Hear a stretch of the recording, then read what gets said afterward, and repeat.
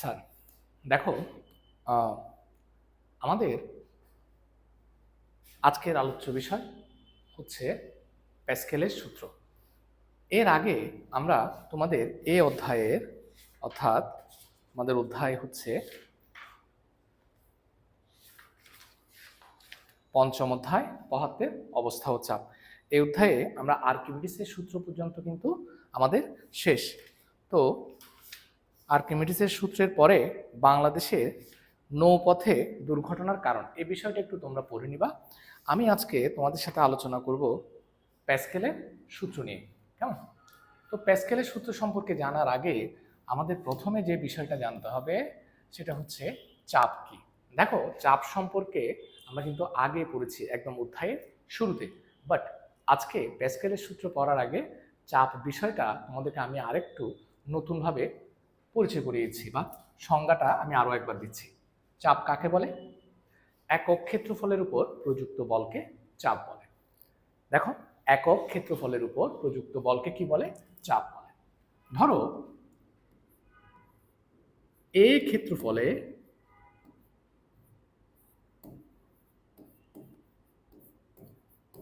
প্রযুক্ত বল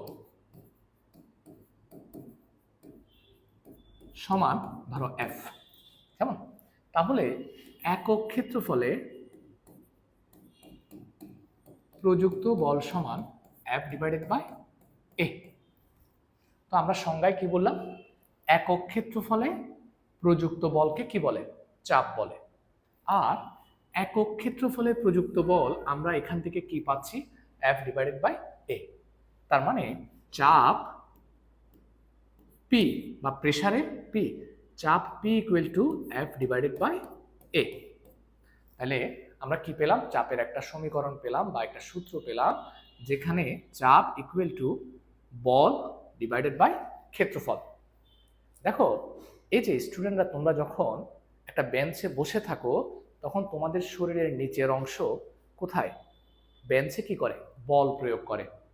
যতটুকু জায়গা জুড়ে তুমি বল প্রয়োগ করছো ওই বল প্রয়োগের কারণে কিন্তু সেখানে চাপ প্রযুক্ত হচ্ছে, অর্থাৎ বল প্রয়োগ করলেই সেখানে কি হবে? চাপ প্রয়োগ করা হবে। তুমি যে জায়গা জুড়ে বসে আছো অর্থাৎ যে জায়গা জুড়ে তুমি বল প্রয়োগ করছো সেই জায়গার ক্ষেত্রফল যদি তুমি জানো আর তুমি কি পরিমাণ বল সেখানে প্রয়োগ করছো সেটা যদি তুমি জানো, তবে তোমার প্রযুক্ত বলকে যদি ওই ক্ষেত্রফল দিয়ে ভাগ করো তাহলে তুমি কি পেয়ে যাবা? তাহলে তুমি চাপ পেয়ে যাবে। যাক, তাহলে আমার মূল বিষয় হচ্ছে আমরা চাপের যে সমীকরণটা পেলাম সেটা হচ্ছে P equal to F divided by এ।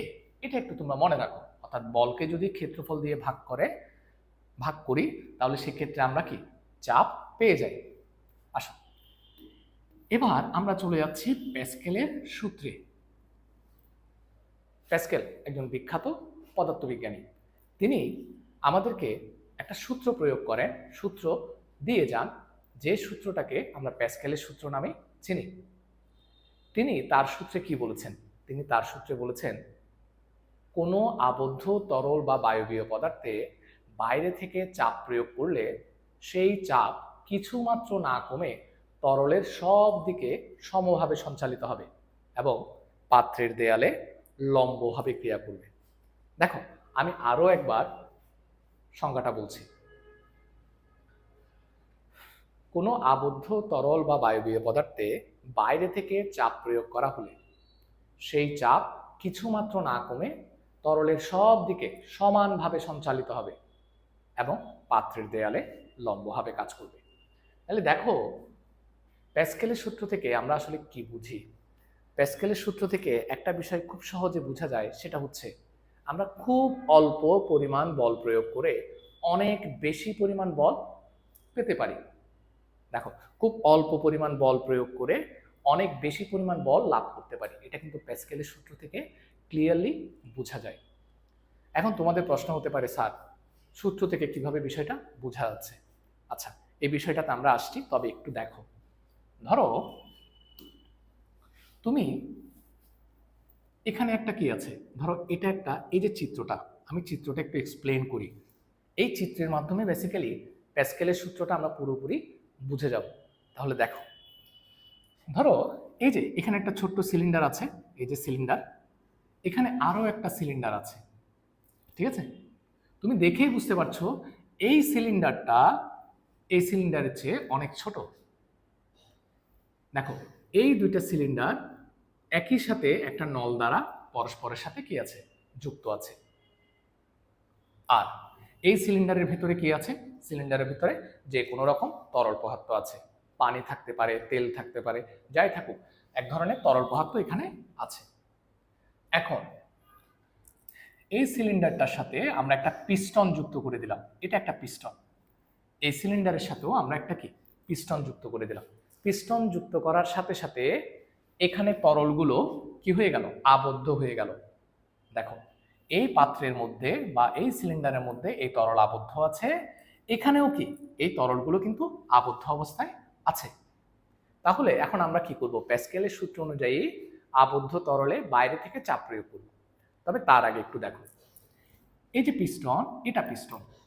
তোমরা পিস্টন চিনো? পিস্টন কোনটা? পিস্টন হচ্ছে তোমরা ইনজেকশনের সিরিঞ্জ দেখেছো না? ওই সিরিঞ্জ দিয়ে, যেটা দিয়ে তোমাদের হাতে বা পেছনে খোঁচা দেয়, ওই সিরিঞ্জে সামনে পেছনে যেটাকে মুভ করা যায় বা যেটাকে টানা যায় বা ভেতরে প্রবেশ করানো যায়, সেটাই হচ্ছে কি পিস্টন। তো ঠিক একই রকম এখানে একটা পিস্টন আছে, এখানে একটা পিস্টন আছে। ধরো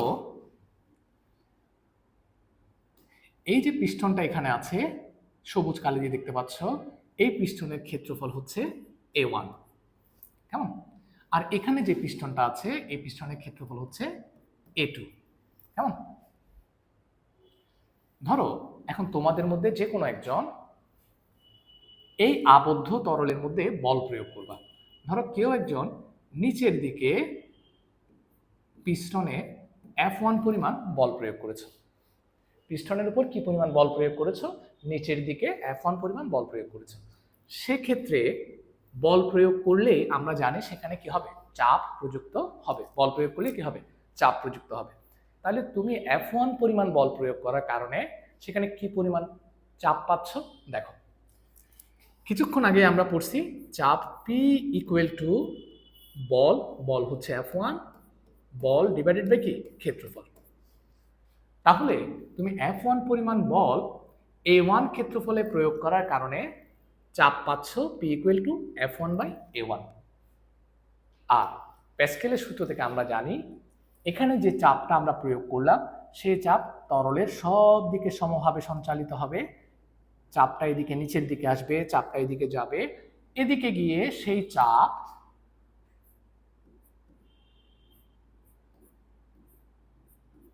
এই পিস্টনটার উপর উপরের দিকে বল প্রয়োগ করবে। দেখো আবার বলছি, আমি এখানে যে পরিমাণ চাপ প্রয়োগ করলাম, সেই চাপ তরলের সব দিকে সমানভাবে সঞ্চালিত হবে এবং প্রতি একক ক্ষেত্রফলে সব দিকে সমভাবে সঞ্চালিত হওয়া মানে হচ্ছে এখানে যে যতটুকু ক্ষেত্রফল, এখানে প্রত্যেক একই ক্ষেত্রফলে এই পরিমাণ কি চাপ প্রযুক্ত হবে। অর্থাৎ চাপটা সব দিকে সঞ্চালিত হবে এবং প্রত্যেক একক ক্ষেত্রফলে একই পরিমাণ কি হবে, চাপ প্রযুক্ত হবে। আচ্ছা যাক, এবার আসো, এখানে যে চাপটা তুমি প্রয়োগ করলা সেই চাপ সব দিকে সঞ্চালিত হলো এবং এখানে এসে কাকে ধাক্কা দিল, এই পিস্টনটাকে ধাক্কা দিল।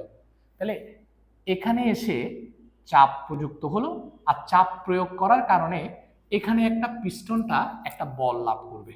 স্বাভাবিক বিষয়, এই চাপটা এদিকে সঞ্চালিত হয়ে এদিকে চাপ দিবে, আর চাপ দেওয়ার সাথে সাথে পিস্টনের উপর একটা বল প্রযুক্ত হবে, সেই বলটা হচ্ছে F2। ধরো F2 পরিমাণ বল প্রযুক্ত হচ্ছে, কেন? চাপের কারণে। আচ্ছা ফাইন, এবার তোমাদের কাছে আমার একটা কোশ্চেন। নিশ্চয়ই বুঝতে পারছো এই ক্ষেত্রফলের চেয়ে এই ক্ষেত্রফলটা অনেক বেশি বা বড়। তাহলে A1 ক্ষেত্রফলে, এই যে A1 ক্ষেত্রফলে প্রযুক্ত চাপ যদি এতটুকু হয়, তাহলে A2 ক্ষেত্রফলে চাপের পরিমাণ কি আরো বেশি হবে। দেখো তাহলে দেখো এখানে এই জায়গাটাতে উপরের দিকে কি দিচ্ছে, চাপ দিচ্ছে, চাপের কারণে বল লাভ করছে, ঠিক আছে? আচ্ছা তুমি দেখো তো এখানে এই যে প্রথমে এই জায়গাটায় আমরা কি জানি একক ক্ষেত্রফলে প্রযুক্ত বলকে চাপ বলে। তাহলে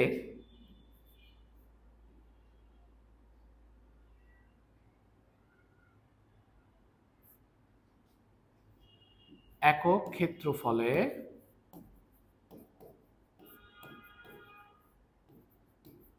প্রযুক্ত বল কিছুক্ষণ স্যার দেখো কিছুক্ষণ আগে আমরা পড়েছি কি একক ক্ষেত্রফলে প্রযুক্ত বল। একক ক্ষেত্রফলে প্রযুক্ত বলটা কি? এটা একক ক্ষেত্রফলে প্রযুক্ত বল হচ্ছে F1 বাই কত A1। এই যে একক ক্ষেত্রফলে প্রযুক্ত বল মানেই তো কি চাপ। তাহলে একক ক্ষেত্রফলে প্রযুক্ত বল পেয়েছি কোনটা? এটা। সুতরাং এই যে A2 ক্ষেত্রফলে প্রযুক্ত বল হবে F1 বাই A1 ইন্টু কত A2। তো A2 ক্ষেত্রফলে বলটা আরো বেশি প্রয়োগ হবে না, কারণ এখানে যে চাপটা দিচ্ছে এই চাপের কারণে বল লাভ হচ্ছে। কেমন?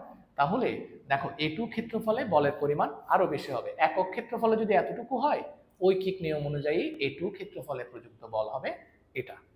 তাহলে আমরা একটা জিনিস পেয়েই যাচ্ছি, এখানে আমরা যে চাপ দিলাম সেই চাপটা এখানে এসে এই পিস্টনকে একটা বল দেয়, সেই বলের পরিমাণ F2 equal to F1 divided by A1 into কত বলো তো A2।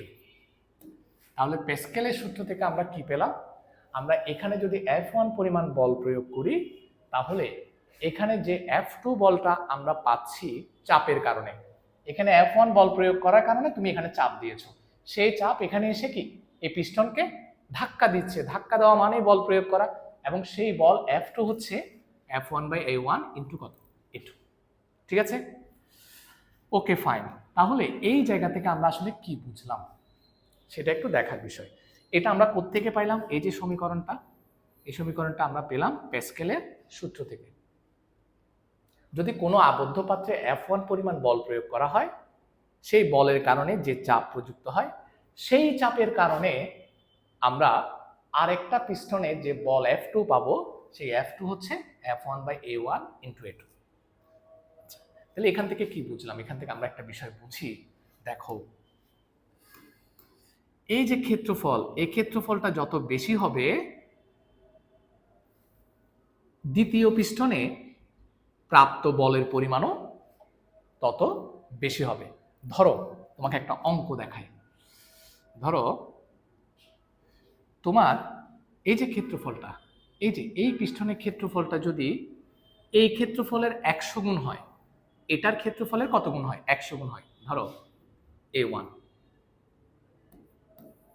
100 A1 কোনটা? A2 যদি আগের ক্ষেত্রফলের কত গুণ হয়? 100 গুণ হয়, তখন কি ঘটনা ঘটবে একটু দেখো। তখন আমরা কি পাচ্ছি? F2 equal to F1 divided by A1 into 100 কি A1। তাহলে কি পাচ্ছ? এই A1 কাটা গেল, আমরা কি পাচ্ছি দেখো তো?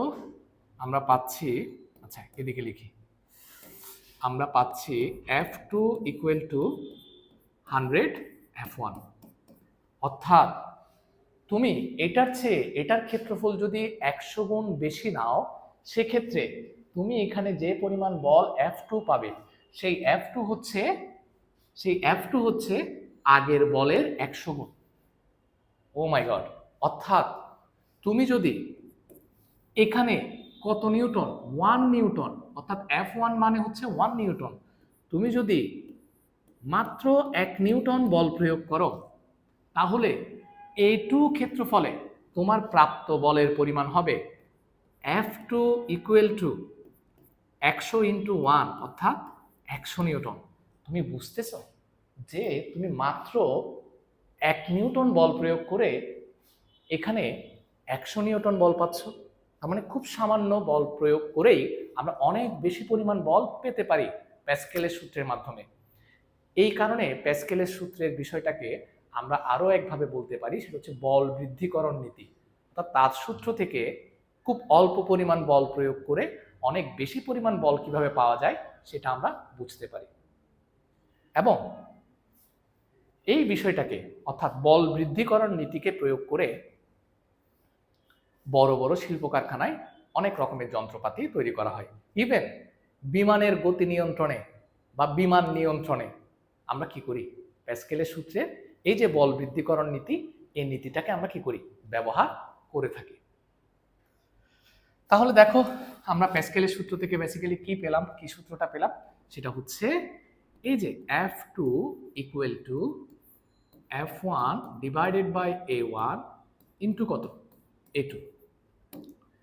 এই বিষয়টাকে আমরা এভাবে লিখতে পারি। দেখো এই F1টাকে আমরা F2 এর নিচে নিয়ে আসলাম, ইকুয়াল টু এখানে উপরে আছে A2, নিচে আছে কি A1। এখন যদি আমরা একটু ব্যস্তকরণ করে দেই বা বিপরীতকরণ করে দেই, আমরা কি পাচ্ছি, F1 divided by F2 equal two আমরা পাচ্ছি A1 ডিভাইডেড বাই A2। এই যে এই সূত্রটা তোমরা একটু ভালো করে মনে রাখবা, কারণ এই সূত্র দিয়ে অনেক রকমের অঙ্ক আসতে পারে। এটা আমরা কোথা থেকে পাইলাম, প্যাসকেলের সূত্র থেকে পাইলাম। কিরকম, F1 by A1 equal to F1 by F2 equal to A1 divided by A2। আমি আশা করি এই বিষয়টা তোমরা বুঝতে পেরেছো। যাক, যদি না বুঝো তাহলে আমাকে কোয়েশ্চেন করতে পারো, অর্থাৎ নেক্সট ক্লাসে এসে আমাকে আবার জিজ্ঞেস করবে। তুমি একটু ভালো করে তোমাদের বইতে যে বিষয়টা আছে বা প্যাসকেলের সূত্রের জন্য যে বর্ণনাটা আছে সেটা ভালো করে পড়বা। পড়ার পরে যদি কোনো অসুবিধা থেকে থাকে তাহলে আমাকে এসে নেক্সট ক্লাসে জিজ্ঞেস করবে, কেমন? যাক, তাহলে এখন আমরা আরেকটা ছোট্ট কাজ করব, ঠিক সেম চিত্রটা নিয়ে। তোমাদের বইতে আছে এই বিষয়টা, তথাপি আমি তোমাদেরকে একটু বোঝানোর চেষ্টা করব। সেটা কি কিছুক্ষণ পরে বলছি, একটু ওয়েট করো। চিত্রটা একটু কেটে নিয়ে আসি।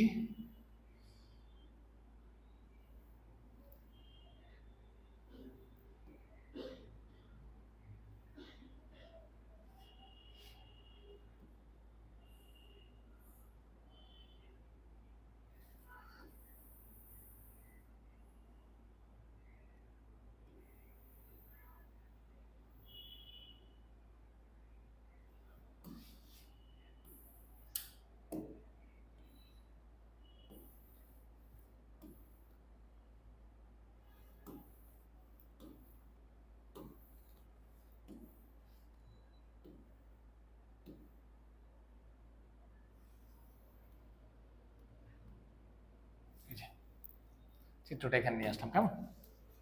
এখন আমরা কি করব, এখন আমরা একটা বিষয় দেখব, সেটা হচ্ছে আমি কোয়েশ্চেনটা তোমাদেরকে বলছি। আমরা আসলে কিছুক্ষণ আগে এখানে বল প্রয়োগ করার কারণে যে চাপ প্রযুক্ত হয় সেই চাপটা সব দিকে সমভাবে সঞ্চালিত হয়, এই বিষয়টা জানলাম। এবং সেই চাপের কারণে এখানে যে F2 বল, সেই F2 বলের মানটা আমরা বের করেছি কিন্তু।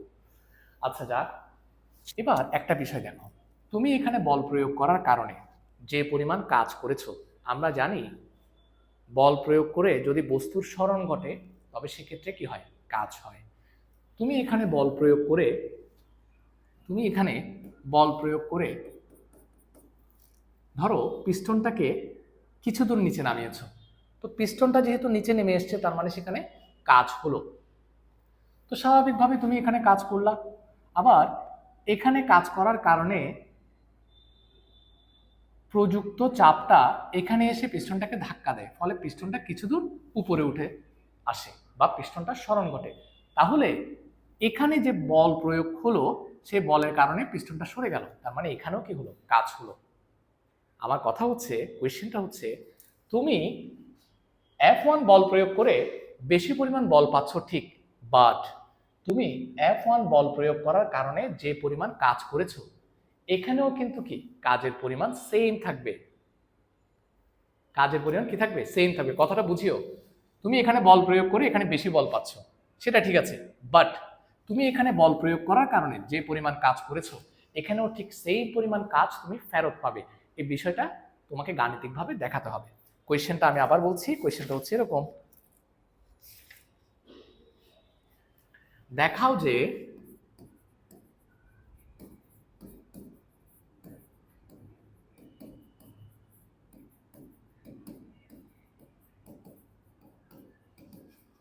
বল প্রয়োগ করা হলেও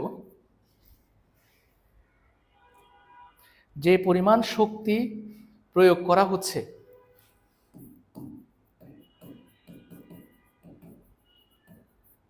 যে পরিমাণ শক্তি বা কাজ করা হচ্ছে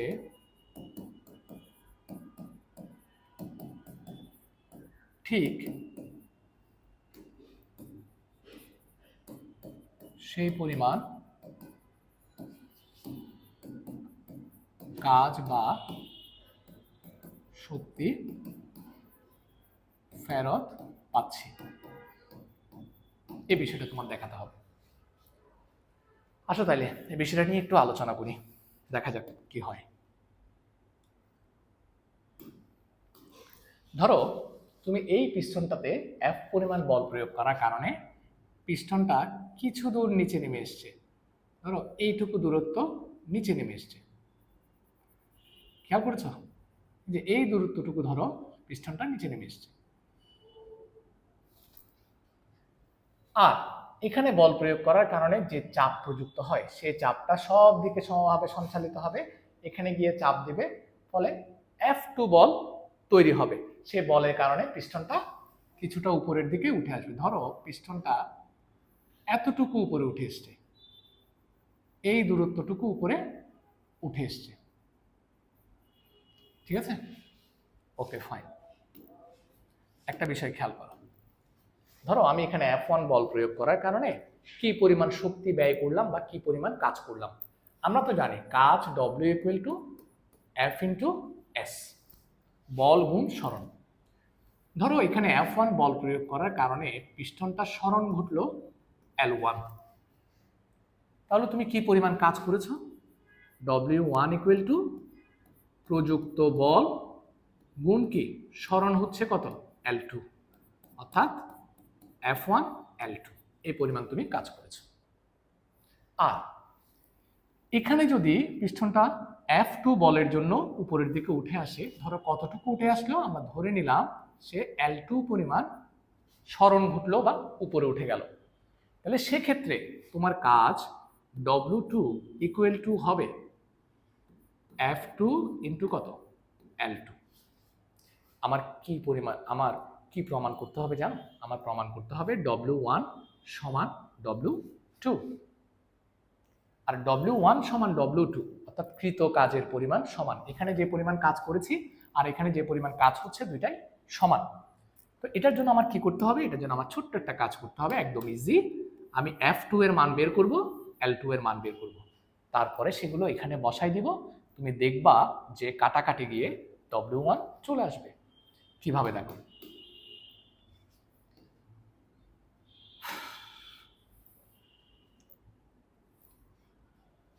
দেখো আমি এখানে F1 পরিমাণ বল প্রয়োগ করার কারণে এখানে যে F2 বল পাচ্ছি, ঠিক আছে, সেই বলটা কেমন দেখো তো।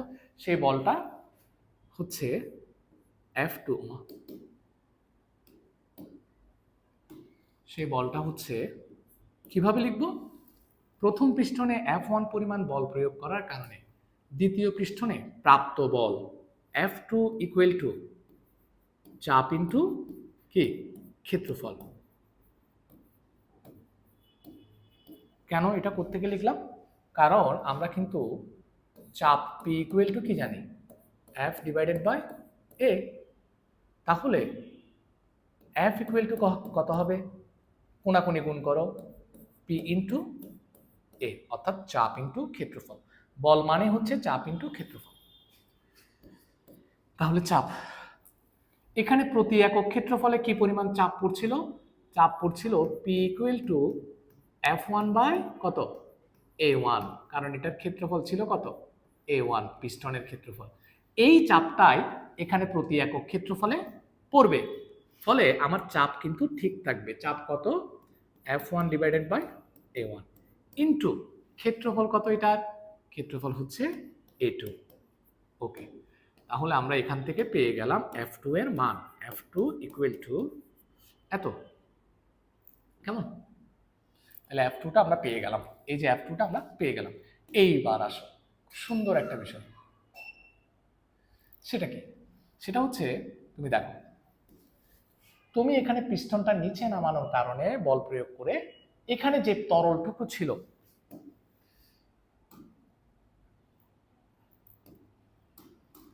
এই জায়গায় যে তরলটুকু ছিল সে তরলটুকুকে তুমি কিন্তু নিচে নামিয়ে দিয়েছো। এই পরিমাণ তরল, এখানে যে পরিমাণ তরল আছে সেই পরিমাণ তরলকে নিচে নামিয়ে দিয়েছো। ফলে ওই তরলটুকু নিচে নামানোর কারণে যে চাপ প্রযুক্ত হয়, বল প্রয়োগ করে নিচে নামানোর কারণে যে চাপ প্রযুক্ত হয়, সেটা এদিকে এসে পিস্টনকে ধাক্কা দিবে। ফলে এখানেও কিন্তু কি, পিস্টন উপরে ওঠার কারণে যে পরিমাণ তরল উপরে উঠবে, দেখো পিস্টনটাকে ধাক্কা দেওয়ার কারণে এই জায়গাটুকু, পিস্টনটা উপরে উঠে যাবে, ফলে কিছু জায়গা খালি হয়ে যাবে। ভালো করে দেখো, এদিকে এসে যখন পিস্টনের উপর কি চাপ দিবে, ফলে F2 বল প্রযুক্ত হবে, এই পিস্টনটা উপরে উঠে যাবে। ফলে এই জায়গাটুকু, এই পিস্টনটা এখান থেকে কোথায় আসলো? এই গোলাপি জায়গায়। ফলে এই জায়গাটাতে পানি আসলো না, বা পানিগুলো উপরে উঠলো না। তাহলে এখানে যে তরল উপরে উঠছে বা উঠলো, সেই তরলের আয়তন আর এই তরলের আয়তন কিন্তু সেম থাকবে। অর্থাৎ অবনমিত তরলের পরিমাণ বা নিচে নামা তরলের পরিমাণ উপরে উঠা তরলের পরিমাণের সমান, বা উত্থিত তরলের পরিমাণের সমান। ফলে এই তরলের আয়তন আর এই তরলের আয়তন কি হবে? সমান হবে। এটা একটু মাথায় রাখবা, কেমন? তাহলে আমরা কি লিখতে পারি? তাহলে আবার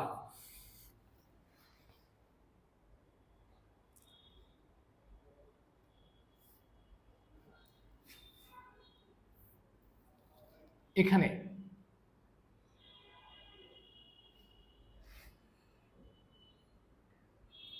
প্রথম পিস্টনে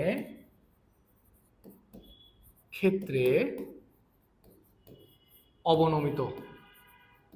অবনমিত মানে নিচে নামানো তরলের পরিমাণ বা তরলের আয়তন সমান হবে দ্বিতীয় পিস্টনে